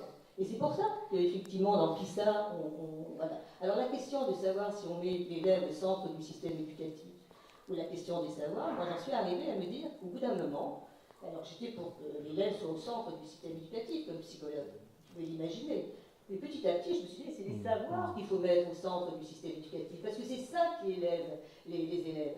Et ça a des conséquences absolument phénoménales, parce que dans les familles aisées, où beaucoup de parents mettent d'ailleurs leurs enfants dans les établissements privés, où là, on ne se prive pas de faire de la grammaire, on ne se prive pas d'avoir des exigences beaucoup plus élevées, puisque dans le système éducatif ordinaire, laïque, républicain, on a baissé les exigences. Eh bien, combien d'enseignants mettent leurs enfants dans les établissements privés? Combien? Eh bien, beaucoup, malheureusement. Et non seulement ça, mais ça a des conséquences en chaîne, c'est que des élèves comme moi, qui venaient de milieux ouvriers, et qui avaient la possibilité, grâce à des écoles exigeantes, de pouvoir accéder à des études supérieures. À l'heure actuelle, on sait que le nombre d'enfants d'ouvriers qui accèdent à l'enseignement supérieur a considérablement baissé par rapport à des générations comme la mienne. C'est-à-dire que l'ascenseur social ne fonctionne plus du tout. Voilà. Il faut savoir que ça a des répercussions en chaîne aussi sur la vie professionnelle. Parce qu'on sait que ceux qui ont fait le moins d'études ont le moins accès aussi à la formation continue. Hein, c'est-à-dire que toute la vie, en fait, on subit ça en chaîne. Voilà, moi je suis rentrée, j'ai adoré mon métier. Je suis sortie catastrophée de l'état du système éducatif. Vraiment, vraiment catastrophée. C'est-à-dire que vraiment, de voir comment ça se passait au fil du temps, je suis sortie de là écœurée. Et oui. Je pense que la situation est très très grave. Alors vous avez parlé de choisir ces écoles. Pourquoi les gens aussi vont dans les écoles privées? Parce qu'il y a la carte scolaire. Selon l'endroit où vous habitez, comme les habitations sont très ségrégées, eh bien forcément, vous avez les quartiers populaires, où les élèves vont dans l'école de leur quartier. Effectivement, ça donne des établissements, par exemple, où effectivement, vous n'avez que 90% d'enfants d'origine immigrée, par exemple. Moi, j'en ai connu dans mon secteur. Et puis d'autres, effectivement, de centre-ville, où là, pour le coup, vous avez des enfants, plus facilement des classes aisées ou moyennes, voilà. Quand vous regardez où ont été scolarisés les membres du gouvernement, les journalistes des grands médias, vous verrez, ils sortent pratiquement tous des écoles privées. Voilà, pratiquement tous. Donc forcément, on est dans une situation dramatique. Et moi, je suis très pessimiste sur l'avenir de notre école républicaine. Merci. On ne se laissera pas faire. Comment? On ne se laissera pas faire. On est un peu vieux pour ça.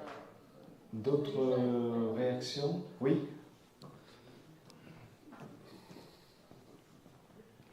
Merci, Jean. Je t'en prie.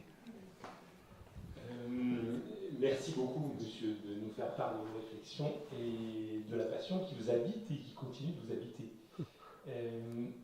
Il me semble que on plonge l'éducation, on parle du centre et de l'éducation, mais par rapport à l'évolution de la société et de la situation de l'éducation dans la société, il me semble que beaucoup de choses ont changé aussi.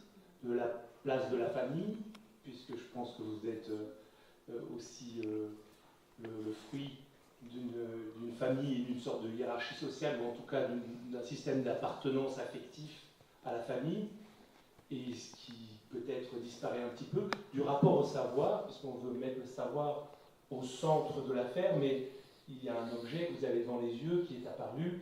On parle de réseaux sociaux, mais je parlerai tout simplement d'Internet.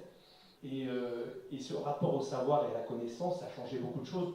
Avec nos enfants, nous avions rencontré le directeur qui disait, puisque là, ils étaient venus à introduire l'iPad, enfin en tout cas dans l'école, et il nous expliquait, et je trouvais ça très, très pertinent, que justement ce rapport au savoir avait beaucoup changé, puisque par rapport à la structure dont on parlait aussi, de l'esprit qu'on pouvait se forger pour avoir justement une indépendance de réflexion, eh bien là on avait tous les savoirs à disposition.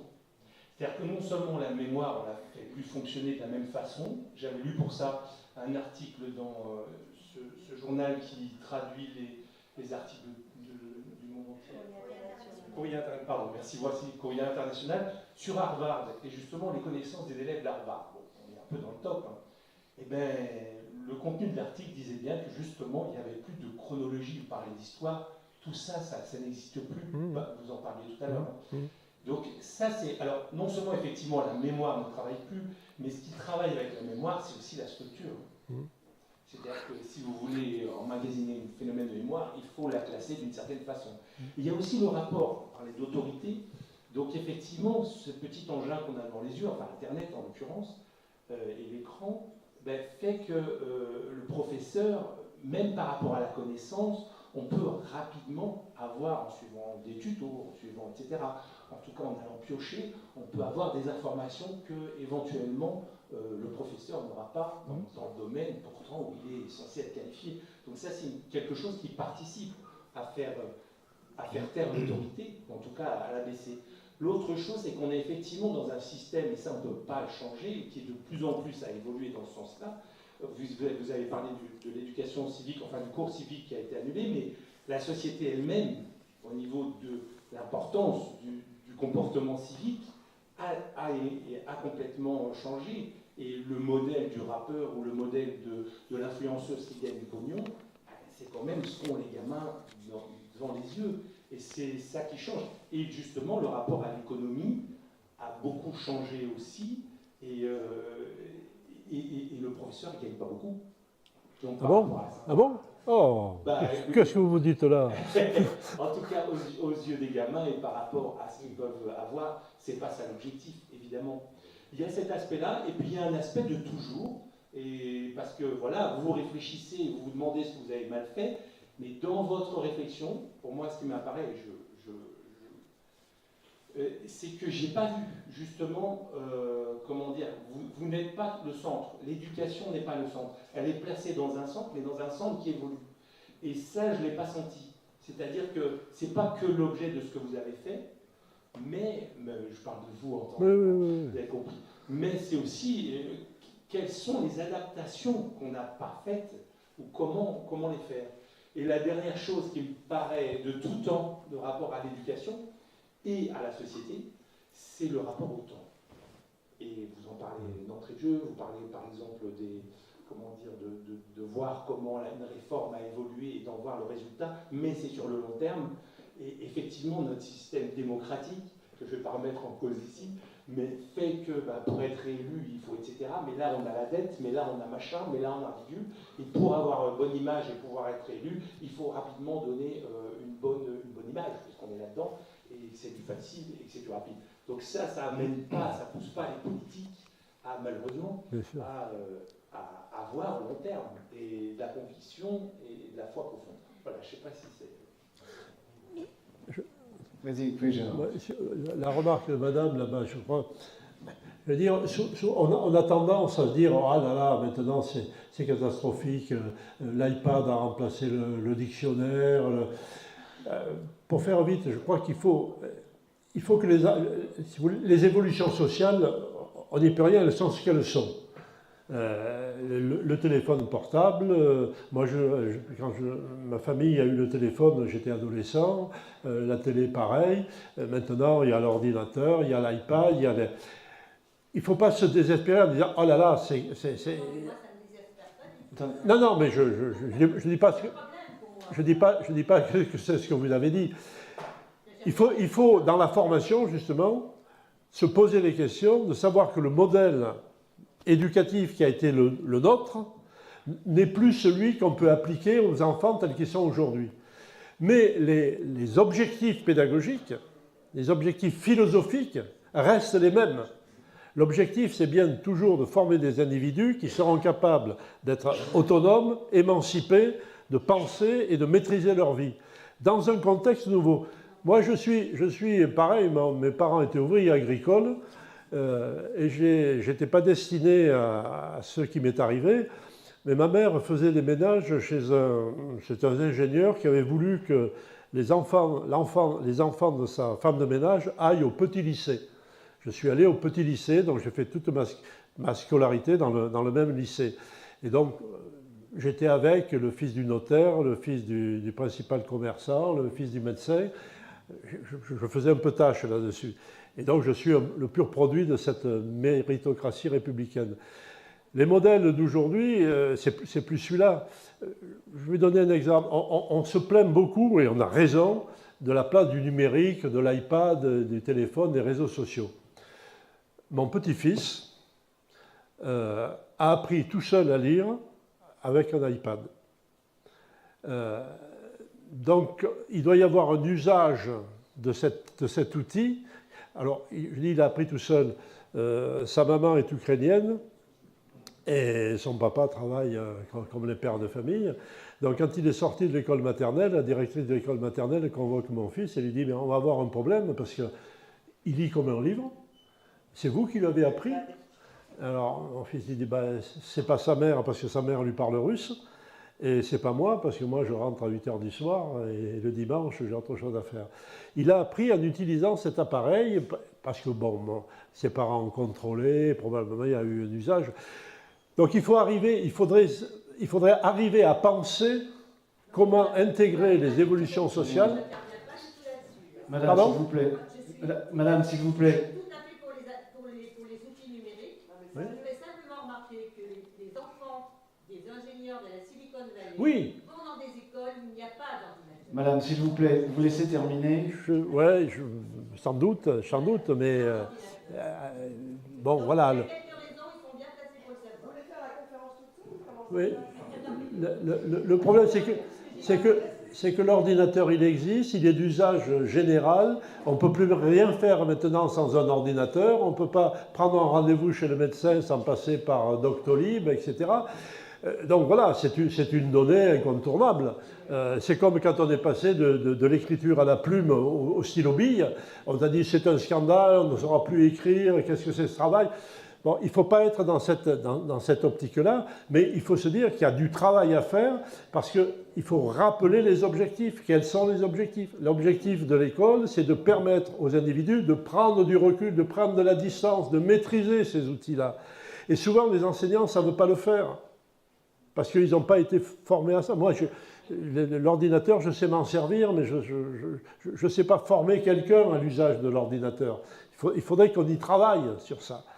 Et ça c'est un objectif, et je ne le vois pas apparaître dans les programmes de formation des enseignants.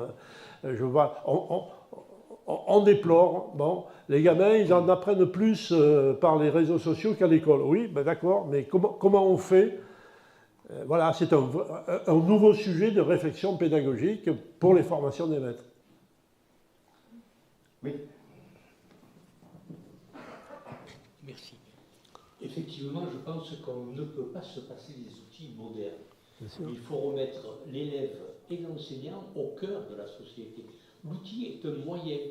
Seule la capacité de transmission permettra à l'enfant de comprendre, je ne dis pas d'être éduqué, mais d'être instruit. Malheureusement, comme vous le disiez, les parents comptent sur les enseignants. Le rôle des enseignants, ce n'est pas d'éduquer les enfants, c'est de leur transmettre du savoir. Alors, il y a des outils modernes à disposition. Je rejoins ce que disait madame, dans la Silicon Valley, il n'y a pas d'ordinateur dans les écoles, mais les enfants ont déjà des puces dans la tête. Donc, ils n'ont pas besoin d'ordinateur, ils ont été formatés par des parents qui sont là dans toute la journée et toute leur vie dans ce système. Ce qu'il faut, c'est d'abord remettre de l'autorité à l'école. Moi, je suis désolé, quand vous voyez une gamine à Tourcoing qui gifle l'institutrice, ce n'est pas un geste naturel. C'est quelque chose qu'elle a entendu, elle a été instruite dans ce sens-là, en disant le professeur n'est pas au-dessus de toi. Ce que j'entends, mais moralement, éthiquement et par l'instruction, elle est au-dessus. Absolument. Il nous reste une dizaine de minutes, oui.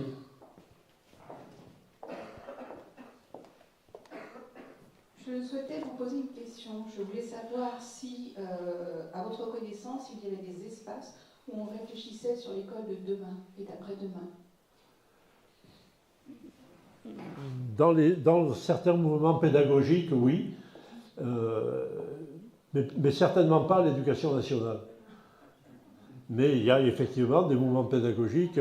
J'ai pratiqué longtemps le GFEN, le groupe français d'éducation nouvelle. C'était un endroit où il y avait... Alors, je me suis éloigné maintenant, je ne sais pas ce qu'ils font, mais il y a des gens qui réfléchissent à ces questions-là. Simplement, ils ne sont pas audibles parce qu'ils n'ont pas le lien avec les décideurs. Aujourd'hui, les décideurs, le ministère, il pompe des réformes. Et puis, alors un jour, on supprime les mathématiques dans certaines sections, après on les remet, on ne sait pas pourquoi, on ne sait pas comment est prise la décision. Voilà. Mais il y a des groupes de réflexion sur les... C'est ce que, je ne sais pas, vous en connaissez vous-même? Non, non, j'attendais justement une proposition. Moi, j'ai connu le groupe français d'éducation nouvelle, qui était... mais je vous dis, je me suis éloigné de ça, je ne sais plus s'il existe toujours, je pense qu'il existe toujours. Il produisait des documents, notamment il a produit des documents sur la lecture, sur l'apprentissage des mathématiques, de façon intéressante. Bon, l'enseignement des mathématiques, c'est aujourd'hui, c'est en friche. Discuter avec une collègue qui est prof de maths, au CAPES, on prend des gens avec une note de 5 en maths. On sait qu'ils n'ont pas réfléchi à ce qu'étaient les mathématiques. Ils ne sont pas bons en mathématiques et ils ne peuvent pas avoir réfléchi à ce qu'étaient les mathématiques. C'est... Voilà. Oui. C'est pas une réponse satisfaisante, mais... Allez-y. Oui, bonjour, je suis un simple citoyen. Je n'ai aucun rapport avec l'éducation nationale. Je voulais vous remercier d'avoir un petit peu objectivé un petit peu la baisse du niveau des élèves, la baisse du niveau des enseignants. Et je me dis que, parce que je pensais que c'était une réflexion de retraité de dire « Ah, c'était mieux avant ». Donc maintenant, effectivement, c'est objectif. Et je me dis que peut-être que pour ménager ce qu'on appelle une paix sociale, il y avait une ambiance de laisser au prix de la paix sociale du renoncement, de la démagogie, et qui fait qu'on n'a pas beaucoup réfléchi. Là, vous donnez des principes auxquels on ne peut que souscrire sur ce que c'est que la laïcité, les projets, etc. Et je me dis comment on a pu faire la place à la toute-puissance du wokisme, de l'islamisme, et c'est de ça qu'il s'agit actuellement, et comment on pourrait, simplement en souscrivant à des principes de laïcité, s'opposer à ce que j'appellerais une idéologie vienne prendre le pas sur les principes que vous avez rappelés et auxquels on souscrit. Je ne sais pas si je suis clair. Oui, ouais. Moi, ce que je crois, c'est que sur ces sujets-là, on a cru que les choses étaient acquises. À savoir, les Français ont voté à 2 reprises dans leur constitution que la France est une république indivisible, laïque, démocratique et sociale. C'est dans la Constitution, donc c'est acquis, il n'y a pas de souci à se faire. Je fais une thèse sur la laïcité. Je n'arrivais pas à trouver de directeur de thèse. Pour faire une thèse, il faut trouver un directeur. On me disait, tu veux faire une thèse sur la laïcité, mais c'est une thèse de philo en plus, c'est sans intérêt. Le débat laïque, c'est un débat passé. Bon, il a fallu l'affaire de Creil. Tout le monde me disait, tu l'avais senti arriver? Je lui disais, oui, j'ai du flair. C'est pour ça que je sentais qu'il fallait travailler sur cette question. Ce que je crois, c'est qu'on a considéré que les choses étaient acquises et les défenseurs naturels de la laïcité, la Fédération des hommes laïcs, la Ligue de l'enseignement, tout ça, ont perdu de vue le combat idéologique, un combat idéologique qui n'est jamais gagné. Et si on ne le mène pas, il n'est encore pas gagné. Donc on est en face aujourd'hui d'idéologies diverses qui veulent reconquérir le terrain politique. Les vaincus de 1905 n'ont pas renoncé. L'islam n'a pas renoncé à peser sur la société. Mais si les laïcs et les défenseurs naturels de la laïcité ne prennent pas conscience qu'il y a un combat idéologique, et un combat idéologique, travailler sur les idées, et je ne résiste pas au plaisir. Vous savez ce qu'a déclaré le directeur de l'enseignement catholique dans sa conférence de rentrée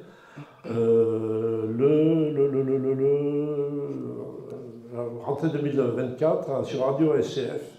On l'interroge sur le caractère propre. Il dit, nous, enseignement catholique, nous proposons une spécificité appelée caractère propre. Il s'agit, tout en respectant la liberté de conscience, d'éveiller les jeunes à la culture religieuse et chrétienne pour qu'ils aient la possibilité de rencontrer le Christ. L'objectif de l'école catholique, c'est ça. L'école catholique, le contrat d'association, la loi de Bray, fait obligation à l'école catholique d'accueillir tout le monde. Et ils accueillent tout le monde. Ils nous disent, on accueille des athées, on accueille des musulmans, et beaucoup de musulmans intégristes, d'ailleurs, vont dans les écoles catholiques quand ils n'ont pas leurs propres écoles. Ben évidemment, il s'agit, tout en respectant la liberté de conscience, je ne vois pas comment on peut respecter la liberté de conscience et d'éveiller les jeunes à la culture chrétienne, religieuse chrétienne pour qu'ils aient la possibilité de rencontrer le Christ. Je n'invente pas. Hein. Il a le mérite de parler clair. Mon objectif, c'est de former idéologiquement, alors ceux de ma confession, mais ceux d'autres confessions ou qui n'en ont pas, qui viennent chez moi. Et tout notre enseignement, dit-il, il y a effectivement les célébrations, la messe, etc. Il s'agit de moments fondamentaux, mais tout notre projet est imprégné de l'évangile du Christ. Quand on est en face d'une offensive comme ça, et qu'on ne défend pas, les associations laïques ne défendent pas la laïcité, outil de l'émancipation de l'individu, eh ben, on se fait planter et on s'aperçoit qu'on se fait bouffer. Alors, il y a les vaincus de 1905 qui ne renoncent pas et à qui on a offert un public captif avec la loi de Bray, en leur faisant obligation d'accueillir. Et je vous ai montré tout à l'heure les chiffres, on accueille surtout des catégories sociales favorisées.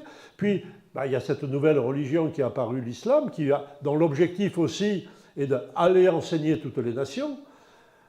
Et les laïcs, là, ils disent, oui, mais la laïcité, elle est constitutionnelle, donc on ne va pas se battre. Et on a peur d'apparaître, de défendre. Moi, je me fais traiter de laïcard à tour de bras. Parce que je répète qu'aucune religion n'est capable, quelle qu'elle soit, n'est capable, par nature, de réaliser l'unité, l'harmonie sociale de tous ceux qui pensent de façon différente. Je dis, la France est diverse, et je ne connais qu'un seul moyen de permettre à ces diversités de cohabiter, de coexister et de collaborer pour faire une société commune, c'est le principe laïque. On met entre parenthèses ces croyances, on travaille sur ce qui est raisonnable. On ne renonce pas aux croyances, mais on les met entre parenthèses pour tout ce qui est la vie collective. Je ne connais pas d'autre système. Mais si on ne défend pas ça, eh bien on va aller... vous avez vu, hein, on supprime 44 000 postes, il y en a 40 pour l'enseignement privé. Hein. Les dotations, lisez le rapport parlementaire de 2022, où on montre que c'est extrêmement opaque et qu'il y a des subventions du privé, il y a une favorisation du privé et de cette idéologie-là, je répète. La phrase que je viens de vous lire, tous les décideurs politiques peuvent la lire comme moi. Tous les députés peuvent la lire comme moi. Et les députés qui vont voter le budget vont voter le subventionnement d'une école dont l'objectif est de diffuser auprès des jeunes la culture religieuse chrétienne et leur permettre de rencontrer le Christ. Les chrétiens ont le droit de faire ça. C'est pas ça le problème. Mais il n'est pas naturel que le service public, les finances publiques, les impôts collectifs financent ça. Revenons à Edgar Quinet. On arrive au terme de cette conférence. Une réflexion ici. Oui, je vais faire court. Tout simplement, est-ce que la problématique, ce n'est pas l'éducation nationale et son fonctionnement? J'étais surpris il y a quelques années de savoir le nombre d'employés d'éducation nationale qui étaient au contact des enfants. On se rappelle des Graissé de Mamouche, je ne vais pas revenir là-dessus, mais est-ce qu'il n'y a pas un problème de mettre les gens là où il le faut? Ça, c'est ma première chose. Et puis rapidement, sur l'intelligence artificielle, n'est-ce pas une révolution cognitive qu'on ne va pas maîtriser? Et ça peut être aussi un excellent outil, mais qui risque de supprimer l'intelligence humaine. Gérard? Je vous laisse à cette réflexion. C'est effectivement... toutes les évolutions technologiques, elles ont leur aspect positif et leur aspect diabolique. Et il ne faut pas laisser l'aspect diabolique prendre le pas. Mais il ne faut pas non plus les rejeter par principe. Il ne fallait pas rejeter le stylo bic au profit de la plume. Il ne faut pas rejeter le numérique au profit du dictionnaire habituel. Mais il faut tout utiliser. Je reviens toujours à cette idée, elle est bête, elle est banale. Il faut que tous les enseignants, les parents d'élèves, la société, présentent à l'esprit une réponse cohérente à la question « Qu'est-ce que la nation veut pour son école ?» De quoi la nation a-t-elle besoin? Qu'est-ce que la nation a besoin de développer auprès des jeunes dans la perspective de faire une société où les mots liberté, égalité, fraternité auront encore un sens?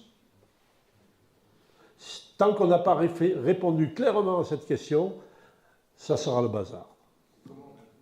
Dernière réflexion. Oui, bonsoir. Moi, je suis professionnel de santé, je travaille à l'hôpital public. Et je crois bien que l'éducation nationale est en train de subir le même sort que l'hôpital public, c'est-à-dire que la société capitaliste dans laquelle Macron et sa bande se régalent, ils ont détruit l'hôpital public, ils vont détruire l'éducation nationale de la même façon. Bien. Ben oui, mais il y a moyen de résister, il ne faut pas être pessimiste. Il faut, votre présence là, mais il faut s'organiser, il faut travailler, il faut penser, il faut produire, il faut débattre, il faut intervenir, on essaye, Comité Laïcité République, Observatoire de la laïcité, d'intervenir auprès des jeunes, d'intervenir dans les écoles, d'intervenir auprès des élus. Il faut repenser qu'il y a un combat idéologique à mener. Il y a un combat idéologique à mener. La notion de service public, ce n'est pas quelque chose de creux. La collectivité, pour fonctionner et pour harmoniser les diversités, faire cohabiter le divers et le particulier, ça ne va pas de soi, il faut travailler. Ben voilà, il faut se battre pour ça. Gérard, merci beaucoup. Repos pour filer.